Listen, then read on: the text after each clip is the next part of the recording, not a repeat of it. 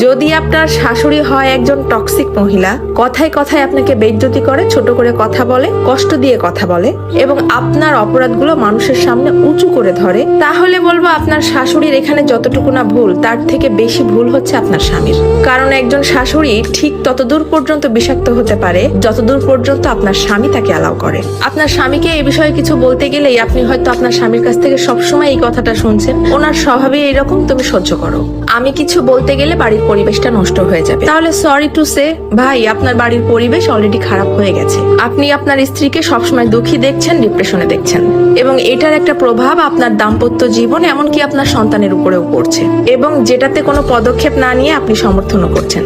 এখানে একজন হাজবেন্ডের তার স্ত্রীর প্রতি পজিটিভ হওয়াটা খুবই জরুরি। মাত্রাতিরিক্ত অন্ধ ভক্তি কোনো ভালো লক্ষণ নয়। না হলে খুব তাড়াতাড়ি এমন একটা দিন আসবে যখন আপনার স্ত্রী শ্বশুরবাড়ির লোকজনকে তো সম্মান করবেই না, উল্টো নিজের হাজবেন্ডের প্রতিও সম্মান এবং ভালোবাসা কমতে থাকবে, যেটা আপনার বাচ্চাদের জন্য খুব একটা ভালো কথা না।